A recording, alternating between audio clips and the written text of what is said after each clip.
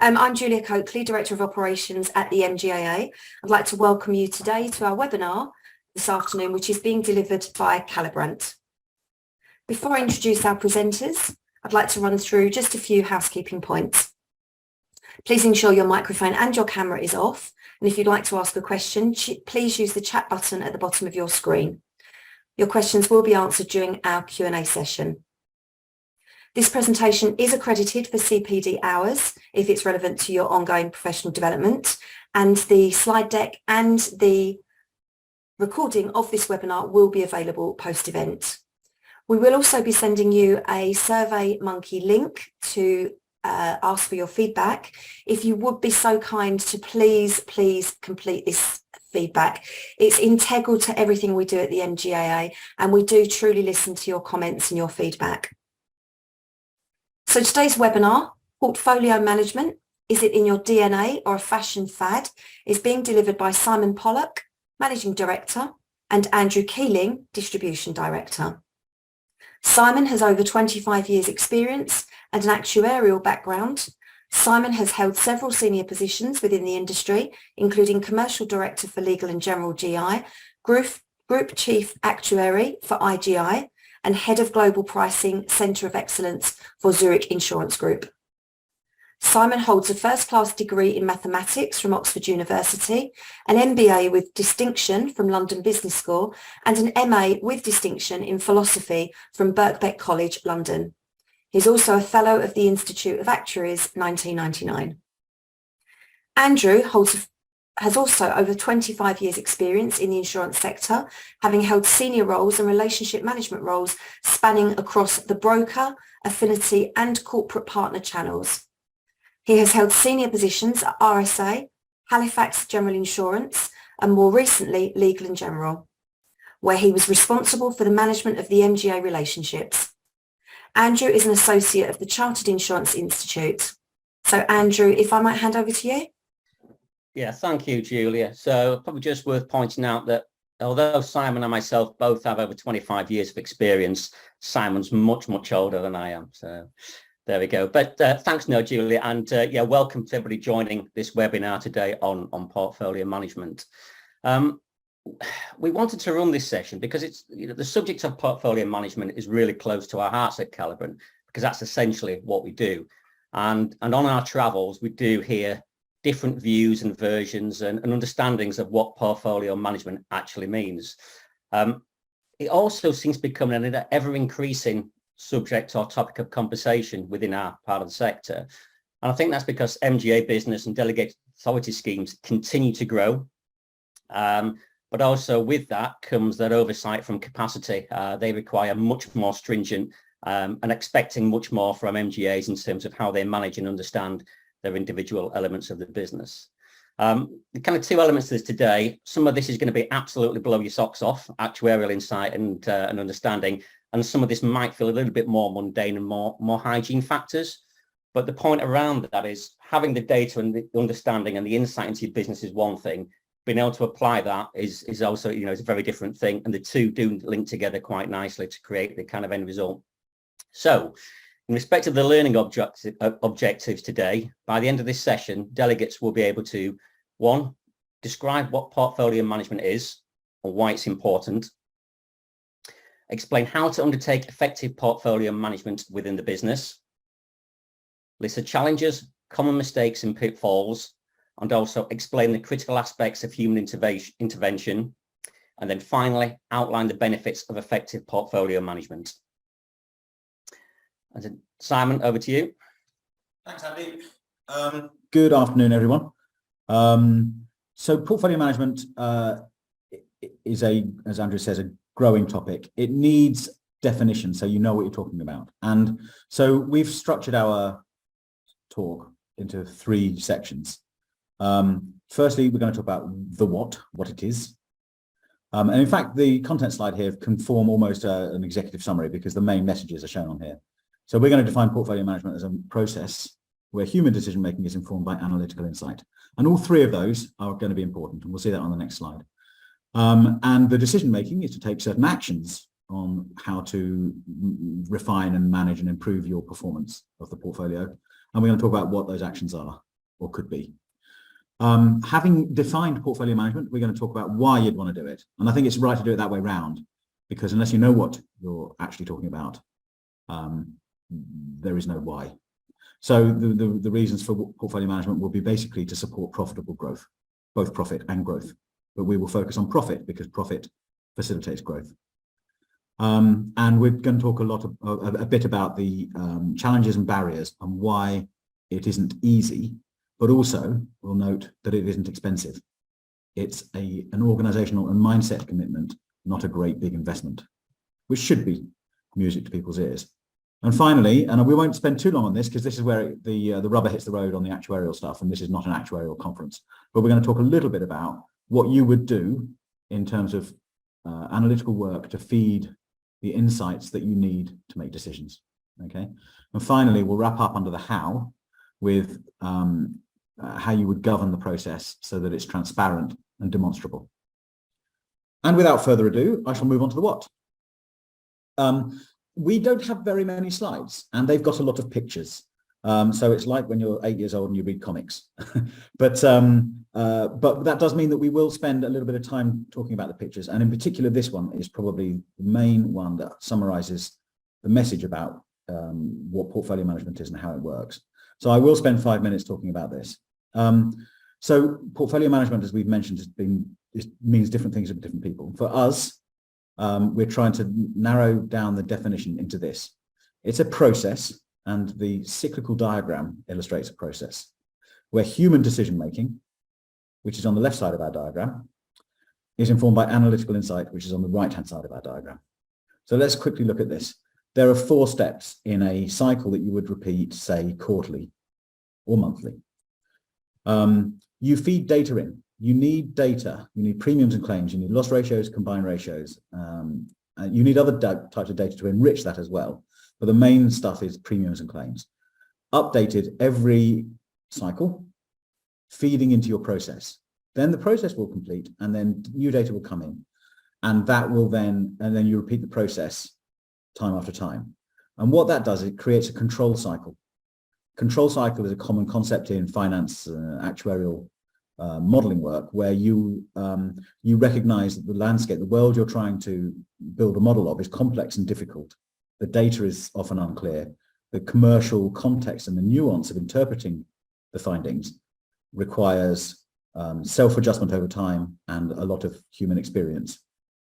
And the idea of a control cycle is, over the course of these 4 steps in the process, we will make some assumptions, we will look at scenarios, and we will take some actions. We will assign values to those. What do we expect this action what impact do we expect this action to have on our portfolio?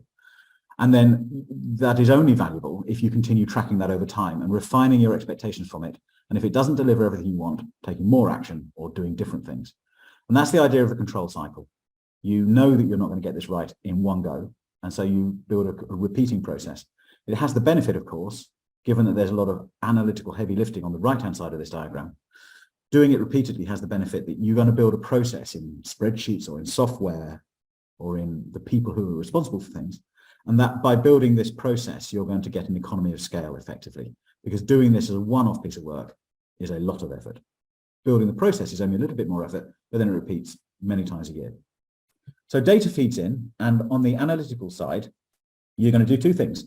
Firstly, you want to know where you've been in the past, so assess historical profitability, obviously including IBNR. And so for some people, that's the beginning and the end of the analytical process, but for us, it's not enough. And the reason that it's not enough is because what we want to do is we want to understand what is the profitability of the business being written now. And that's number 2 on this diagram, assess rate adequacy. And the profitability of the business we're writing now is the most important single thing you can know about the portfolio. Because the fact that you had a cat 8 months ago, or the fact that your average loss ratio for the last 2 years is X, is an input into understanding where we are now, but it's not the end of it. And so what you need to do is you need to enrich that with understanding the actions that have been taken on the portfolio to adjust what the historical results have been, and also any market or business externalities that are affecting your performance. So we take account of both those actions and these externalities to assess the current rate adequacy. And we're going to illustrate that in part 3, the how. Having done the analytical insight, you then cascade that insight throughout the portfolio. And by that, I mean, you were going to have, say, an IBNR for the total portfolio, or for in 3 sections, product 1, product 2, product 3. But you need to know, you need to break your portfolio down into 10 or 20 or 50 units to be able to understand what decisions you might want to take to refine performance. And so we need to cascade the analytical insight into the rest of the portfolio. And again, we'll illustrate that later. And once you've done that, we move into the other half of our process, which is human decision-making. It's a mistake to think that you don't need human decision-making because for all those reasons I said before, it's a nuanced and complex environment, and the trade-offs that need to be taken can be quite big and brave. So we need to look at the results. This is part 3. Look at them in diagnostic graphs, understand all the moving parts, understand how one plays off against another. And finally, in section 4, we'll look at scenarios. If I were to do this, what would happen, etc. And finally, identify the actions you want to take now, which could be, well, the next slide talks about the type of actions you might want to take. You're going to decide on actions, and then that feeds back into your model of the business. The new data comes in and the cycle repeats. So that's for us, the what. A process where human decision-making is informed by analytical insight. Having labored this 4-piece diagram to death, I'm going to hand over to Andrew to talk a little bit about that final step, because that brings it to life a little bit. Andy. Yep, thank you, Simon. Okay, so look, having a good PM, a good portfolio management process in place is great, but you have to do something with all of that data, insight, and outputs that's derived from that process. As much as I'd like to say that portfolios magically adjust themselves, that's simply not true, and that they're not going to do that. So it's now down to you to apply a series of actions, optimal actions, that are based on what the data, analysis, and emerging results are actually telling you. So as you'd expect, there's a whole range of actions and decisions that can be taken, and it's important that the benefit of any action is effectively monitored, projected, and modelled, and applied, I guess, subject to what the data's telling you. Now, these actions are not going to be mind-blowing by any kind of stretch, and you're probably already doing a lot of these actions or applying these actions today in your portfolios. But I think the point we're trying to make here is that it's not just the actions, but it's it's understanding how those actions will apply to individual segments of the portfolio. And if those haven't been applied, based on a kind of a credible and actuarially informed view that Simon's just run through in terms of that kind of previous steps in that process chart, it can easily have unintended consequences. So this should be about constant fine-tuning, more cosmetic changes, I think, rather than knee-jerk major surgery is what we're looking for here. It's that constant agitation of that portfolio. So the kind of actions we've got listed down this slide here really kind of fall into kind of 5 key categories. We've got rate, shape, refine, negotiate, and organize. So probably the most obvious one here is all around rates. So rate can be applied at an overall blanket level, or it can be applied at a targeted level. And it's probably no surprise to people on this call to learn that actually when you're applying rate, it should really be aimed at those areas of the book that do need that rate rather than taking a crude blanket approach. And that's where you're using the outputs from the portfolio process to kind of inform that view. Now, you're not going to always be able to carry or feel the full benefit of any rating action that you apply. Business mix and premiums will be impacted naturally by any changes. And it's also directly impacted by market conditions such as competitor activity and also the channel of distribution that may or may not be more elastic as well. So you need to bear that in mind when kind of projecting these forward. In respect of the shaping actions, again, these come in a wide range of possibilities ranging from full or partial exits of suboptimal elements or the more poor performing component parts to the book through into even growing on certain segments that are performing well.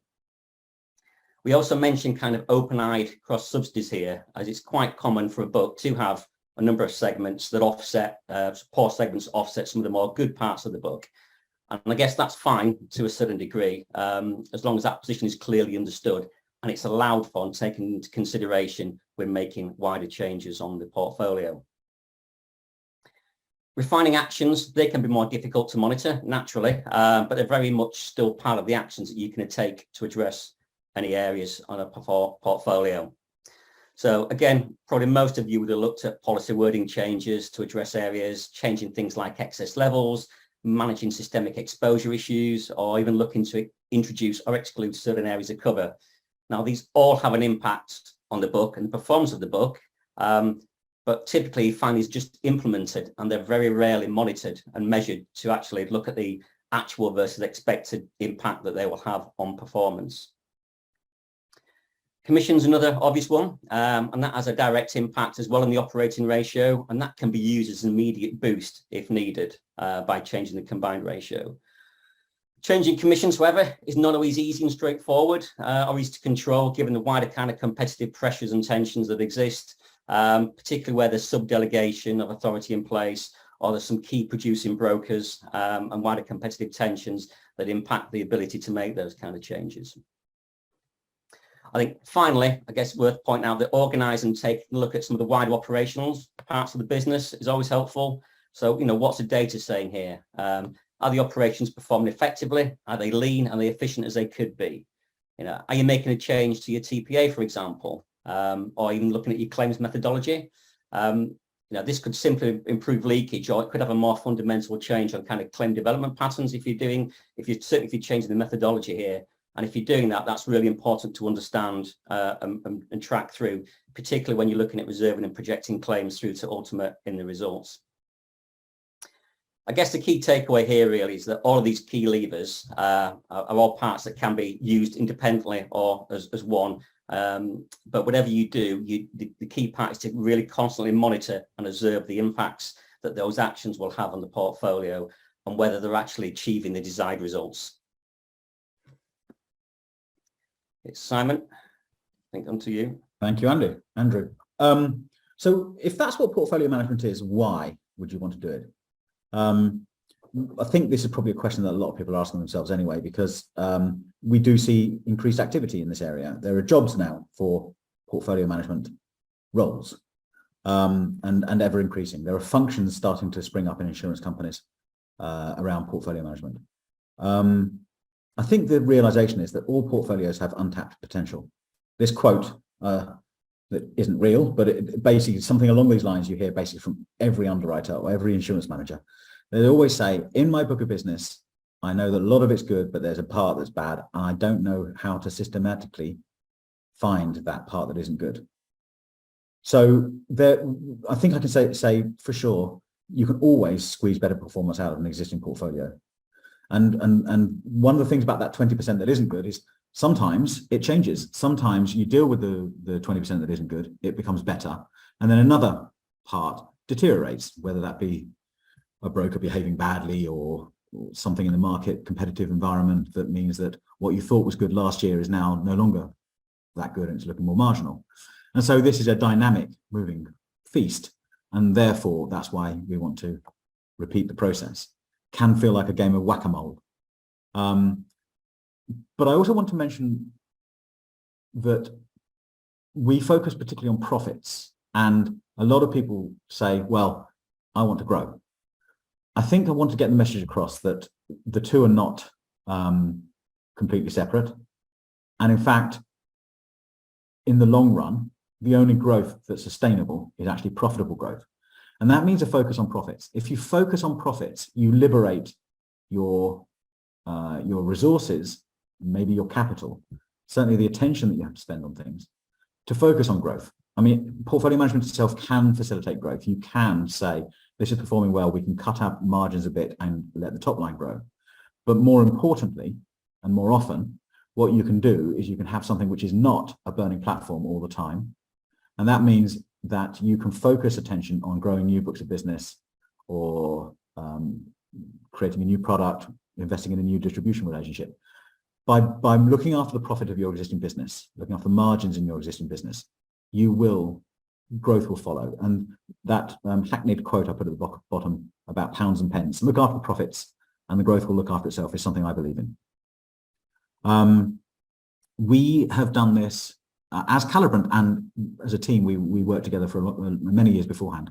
So we've taken this discipline on in various forms and at various stages of its maturity onto a lot of portfolios. And we have never found one where you can't improve the performance on a sustainable basis relative to what it would be had there not been the portfolio management discipline in place.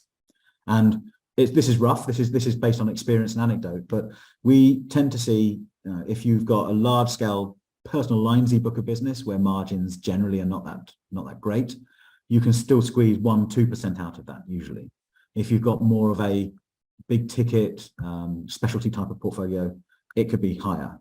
And certainly if you've got portfolios that are actually in distress, that are significantly unprofitable, then this discipline pays dividends very quickly and can lead to much more than a 5% loss ratio benefit. If that's the why you'd want to do portfolio management, then why is it hard? I think is another question that needs to be asked. Why do we have claims functions and underwriting functions, finance functions and operational functions, capital functions, reserving functions and pricing functions? We have all of these functions in pretty much every insurance company. It is not that common to say there's a portfolio management function. And we have to ask ourselves this question. And so we categorize the challenges, the barriers to successful portfolio management in what we call the 4 C's. The complexity, culture, consistency, and credibility. Right. So complexity, I think I alluded a little bit to this in the first slide, the first diagram, where I talked about analytical heavy lifting. There is quite a lot of work to do. You need to build your systems to get data in, to deliver the insights that you need. And that isn't simple. It's a question of organization and building the process. So firstly, you need to grasp the data and the analytical landscape. Secondly, once you've got that in place, you cannot have different teams of people in the organization, whether that be the MGA or a carrier, or a team in the carrier and a team in the MGA. You can't have them saying different things. The truth exists. The performance of the portfolio, the fundamental rate adequacy, is real. And you may not be able to model it exactly. That's the nature of modeling, but it does exist. There is a truth that you are trying to model in your work. And it's not acceptable, basically, to have the reserving actuaries say your loss ratio is 70% and your underwriters to say your loss ratio is 60%. You need to be able to have these people work together and not necessarily compromise. One could be way wrong and they have to move to the other one. But you need to have a single version of the truth. And facilitating that, usually we find that that's actually through if you like, an indisputable set of data and a reasonably indisputable way of analyzing that data. If all parties can agree that that is delivering something which you can stand behind, then you've got your single version of the truth. But if you've got different groups of people interpreting things differently, in silos, I say here silos are the enemy of the good, then you're going to have a problem culturally to be able to get the information you need to do portfolio management.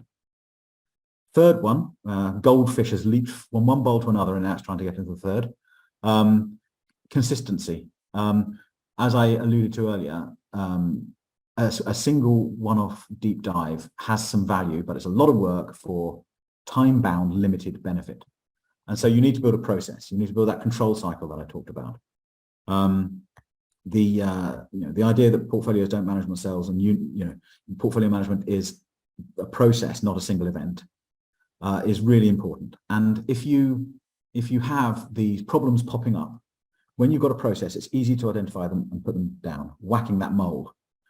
You can only really play whack-a-mole when it's actually what you do. If it's not something you're anticipating, then it becomes straining, difficult. And finally, if you can get those right, then you should be able to build a process that's and the analytical insight and the decision-making framework that is highly credible. Because if you're going to squeeze loss ratio points off your performance while maintaining your total premium, say, that is not easy. It's going to take some big, bold decisions. It's going to take them over time, potentially. Exiting the relationship with a broker that is just perennially bad, say, or just actually cutting out one product in your overall portfolio. These could be quite big and traumatic decisions. And if you're going to take those decisions, you need to have faith in the process and the information that's feeding into that process to be able to be comfortable taking those decisions. Now, so this is actually a mindset and organizational commitment. It isn't a massive investment in resources. It's not a massive investment in software. It's not a massive investment in new policy admin systems or great infrastructure or building a new huge great distribution team or something like that. This is not something which is actually costly in pounds, sterling and pence. It's much more just a commitment. I think that that's a really important message. And if you can address these 4 C's, then you can perhaps say, in homage to the title of our presentation, that portfolio management is in your DNA.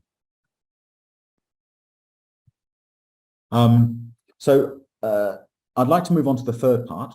So we've covered a little bit of the what and a little bit of the why. Now I'd like to cover a little bit of the how. I apologize for people. It might be time to get a quick double espresso, but I'm going to spend just 2 or 3 minutes talking a little bit about the actuarial side. You need obviously to do your IBNR. The IBNR, as I mentioned, has to go onto your historical incurred loss ratios to get your ultimates. And this graph at the top left would be an example graph showing a history of the loss ratios in the blue line that you've experienced. And what we're trying to get to, as I said, we're always trying to get to where we are now in order to predict the future. The phrase we use is binding the past to the present in a rational way. We've got a credible projection of the future. And the red line is our model of the performance that you have based on our assessment of rate adequacy. And what we want to do is we want to fit our red line to the blue line in order that that model of rate adequacy is credible and justified by the data. And what you can see here is that that red line in the top left graph was fitting the blue roughly for a long period, but for the last 6 or 12 months, the blue, which is the actual results, have deteriorated relative to the red. And this is telling us that we haven't yet got a good model of current rate adequacy. And so what we need to do, we need to refit that red line, which is then shown on the bottom right graph. So it's now reflecting what the data says, and that projection of that red line into the future, which is delivered by its very nature, it is rate adequacy. Therefore, it can tell you where you are writing now and what results will emerge in the future on an expected basis, I should say. That direction of travel of the red line is a very important part, very important insight of portfolio management. You could have a portfolio. This one may very well have been writing to very good loss ratios between 12 and 36 months ago, but now it's not. So a pure history is not going to tell you enough.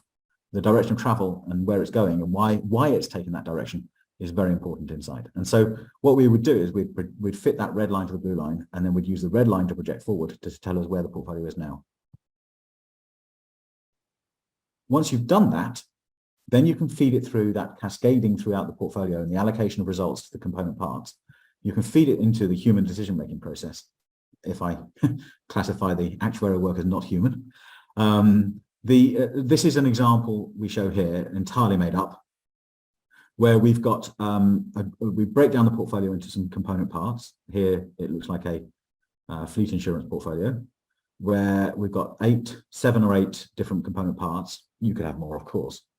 And what we're doing is we're showing certain metrics for each of those component parts. So the annual premium, which is obviously a measure of the volume of it, the forward-looking claims and commission ratio, which is a version of combined ratio, which should be low. The lower, the better, right? The lower is the more profitable. And so what we do is we're actually color-coding these according to the value of that forward-looking claims and commission ratio, which is the where we're expecting results now, being written now for that component part of the portfolio. Where it's green, it's good. You can see on the right-hand side, we've got tiers. So where it's green, it's better than 90%. Where it's orange, it's between 90 and 100, which is obviously danger zone. And where it's red, it's worse than 100, which is problems that really do need to be fixed. And so you can see that when you break your portfolio down and look at some basic tiering or grouping exercises, you can start to see the obvious conclusions that are going to jump out at you. If you do it graphically, it could be even more obvious. Here we have a graph where we take the component parts of the portfolio. This is a different one again, but again, it's made up. You take the component parts of the portfolio. You look at a couple of things maybe. You can plot them on a 2-dimensional graph. On the vertical axis here, we've got that forward-looking claims and commission ratio, the result that we expect from the business being written now. And for interest's sake, we've got what was the last underwriting year's result for that component part. So if I'm not sure how to do this in Zoom. I don't know if you can see where my mouse is. We've got this blob of green at 300% on the horizontal axis. So there's a component part of the portfolio here that delivered its underwriting year just gone by, delivered a 300% CCR, combined ratio. And that's obviously not good. But the fact that we've modeled this properly, and that model on the vertical, on that blob on the vertical axis is at a 75% approximately forward looking, it means it's actually fine. The rate adequacy of that is good. The problem, the reason it ran at 300% was probably one single large claim. Okay. So this is telling us, don't throw that baby out with the bathwater, because that's actually a good bit of the business that hasn't performed well recently. However, you've got things like that red, the large red circle, the size of the bubble will be the premium here. So the bigger the bubble, the bigger the size of the component we're looking at. So that red one, which is very large, and it's sitting probably the mean point of it is about 125% CCR. That's obviously not good. That is, I think it's just, well, as I said here, when the analytics are strong, the conclusions can be obvious. Clearly, you need to fix that section of the portfolio.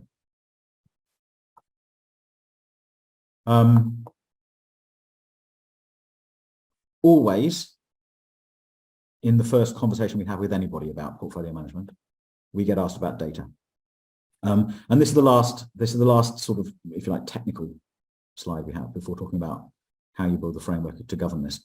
But data is always a challenge for people. And I would say perhaps it's also especially true for MGAs, because they don't necessarily have millions of pounds to invest in highfalutin policy admin systems.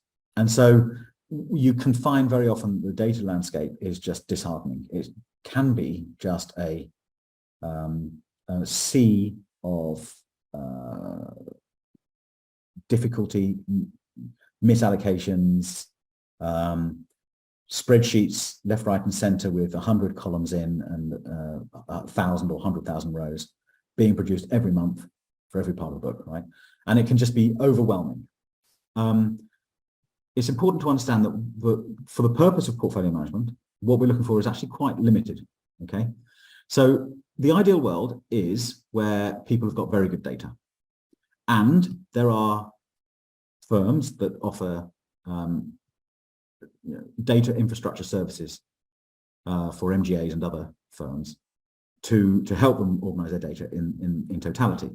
And that's a good thing. But what we're looking for here primarily is just premiums and claims, okay?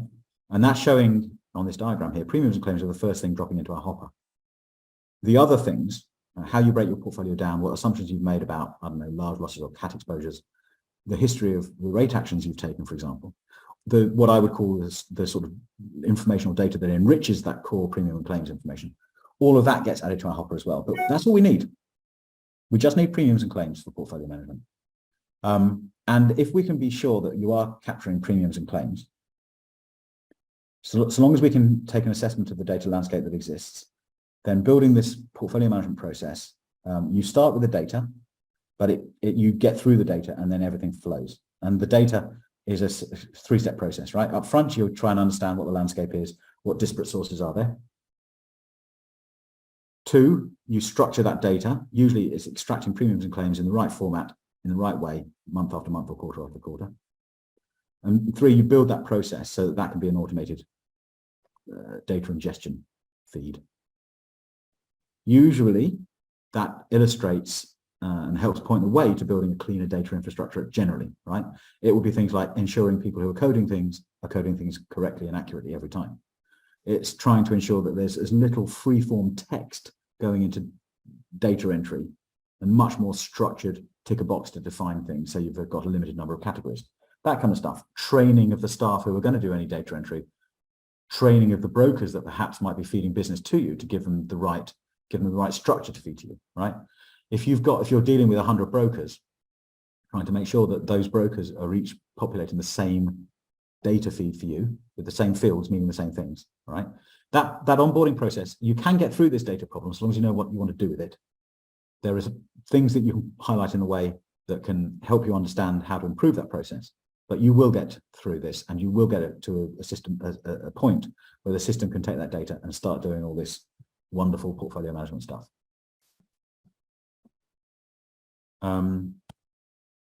I have definitely talked enough, and I'd like to hand over to Andy to talk about how you would govern and make platformed and robust this portfolio management process for your business.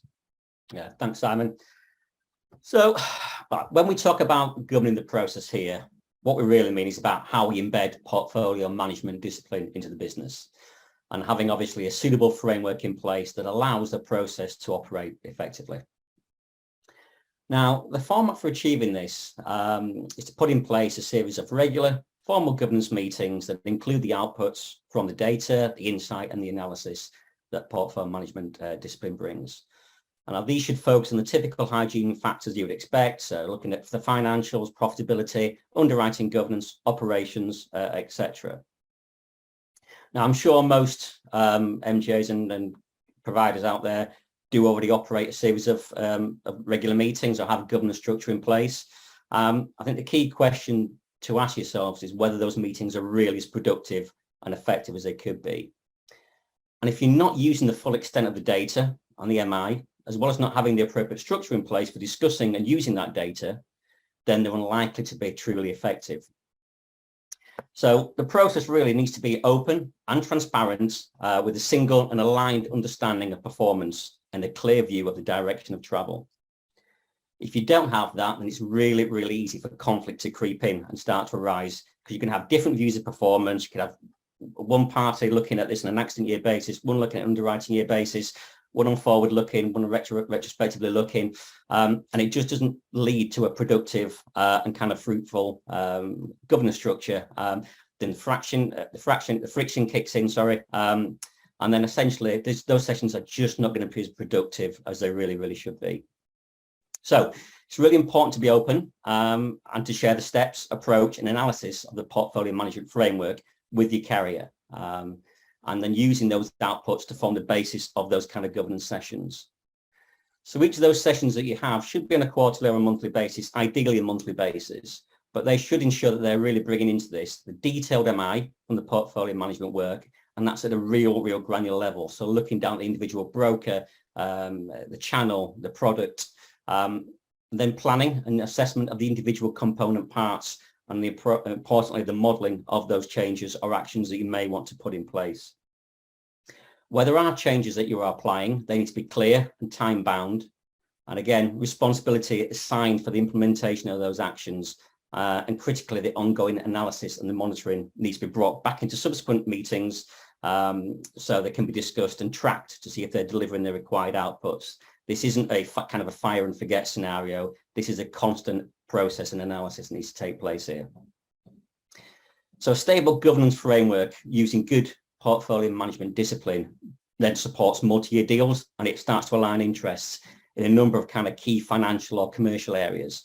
And those are sat at the right-hand side of that, the scales that are at the bottom of the slide there. Can you move to the next slide, please, Simon? Thank you. So, I mean, these are the benefits of good portfolio management, and really they are quite self-explanatory. But essentially what we want to say here is that, look, good portfolio management is based on openness and transparency. That's absolutely critical. And from that, the profits and the sustainable growth should come. Effective portfolio management demonstrates good control and oversight, and that's absolutely fundamental and the bedrock for strong, stable relationships on that multi-year capacity.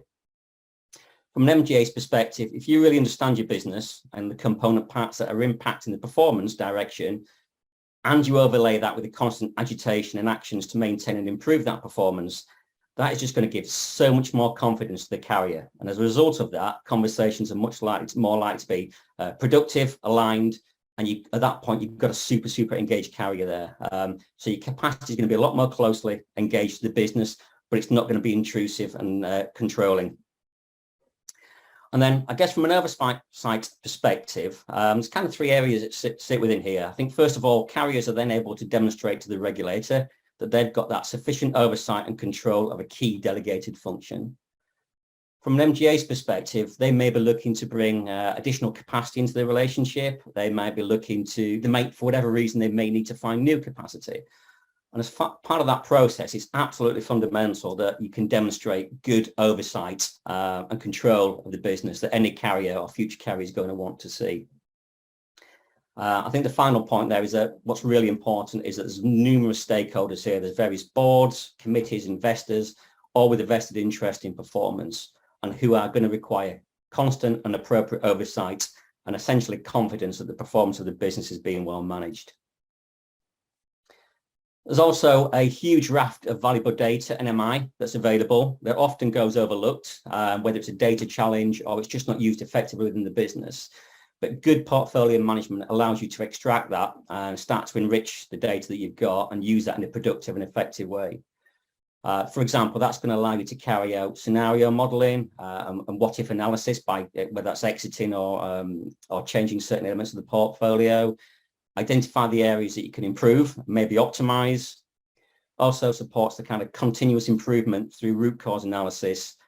But essentially, it's just a foundation that's going to drive informed and productive governance going forward.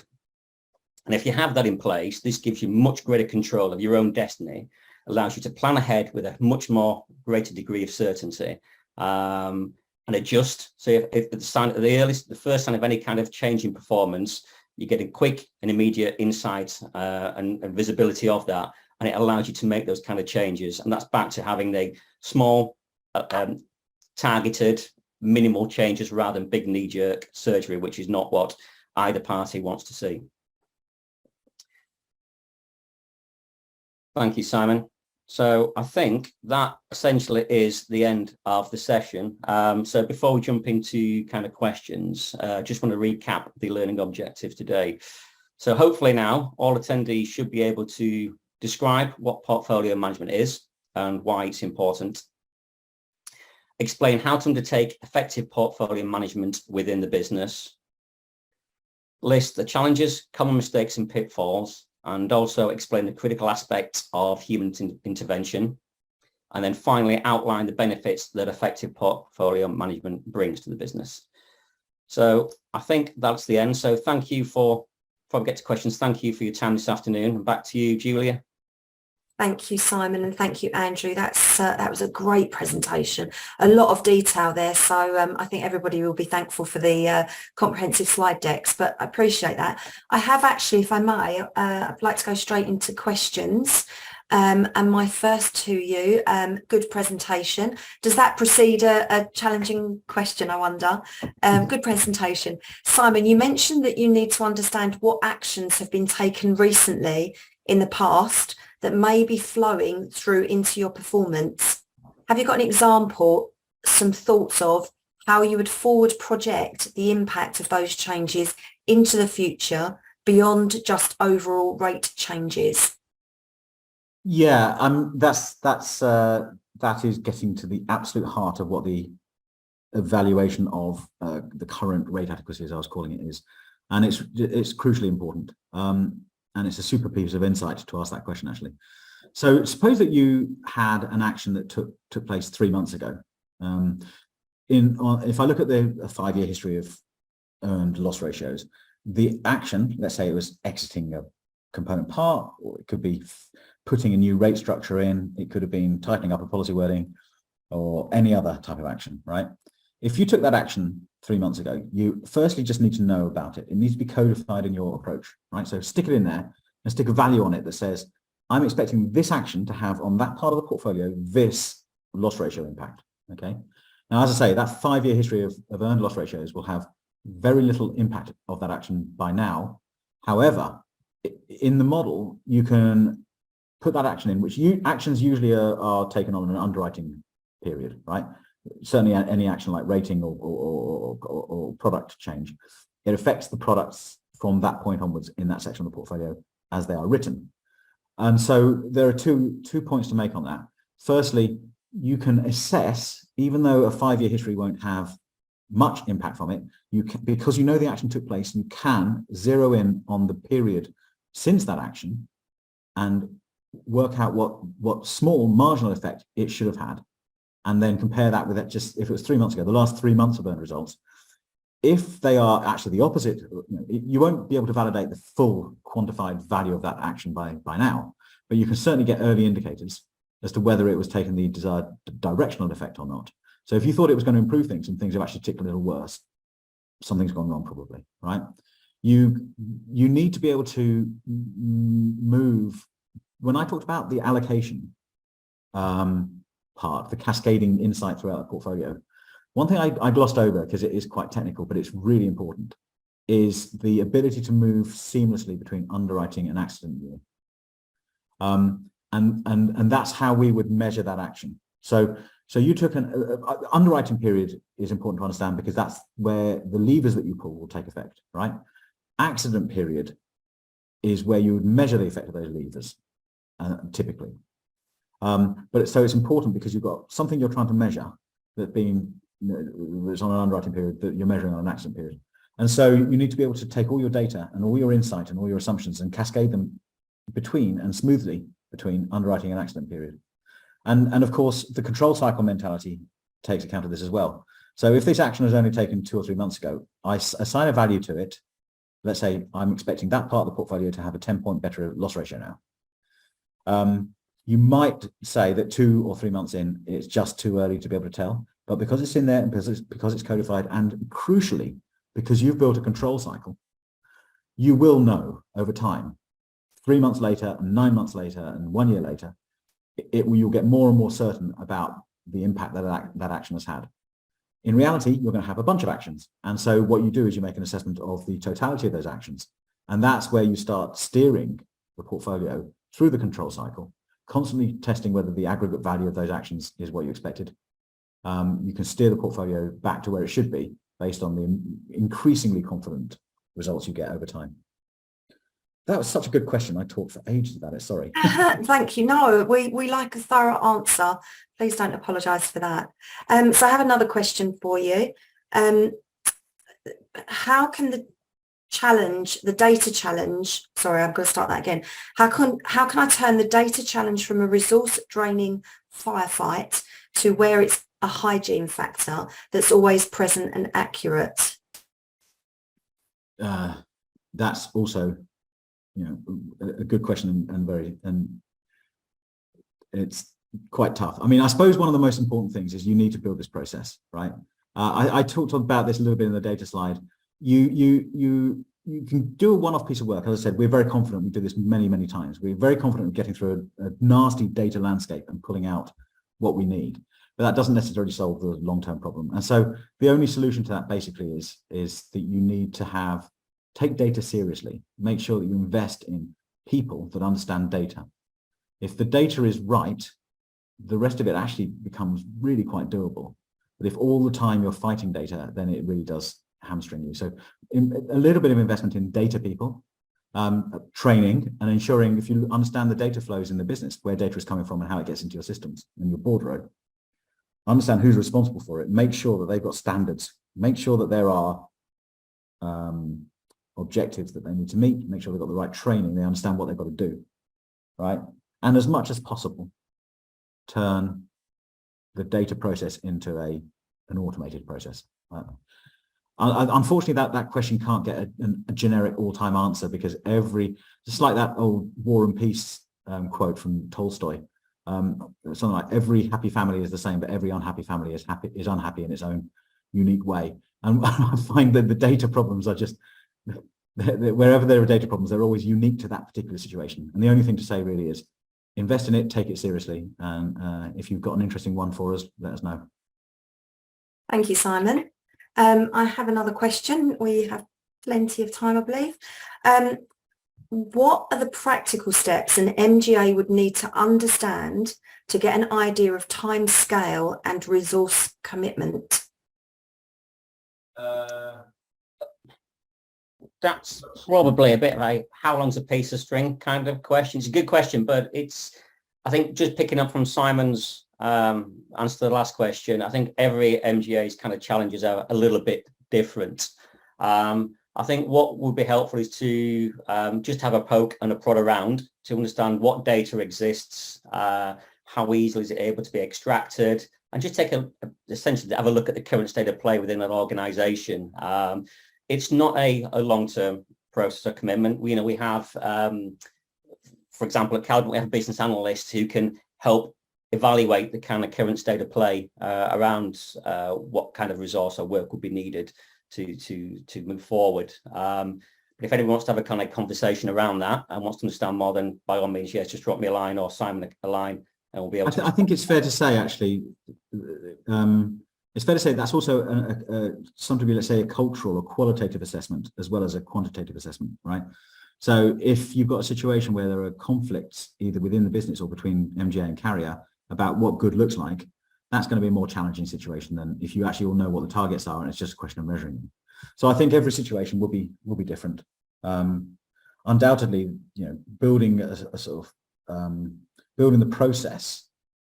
Once you've got the process, and it could be facilitated by software, but once you've got the process, you should have gone through the process, that you should have gone through the steps to understand what good looks like, and you will have the analytical framework in place. But getting there is the thing that could be as long as any piece of string. Thank you both. It's actually this is a question from me.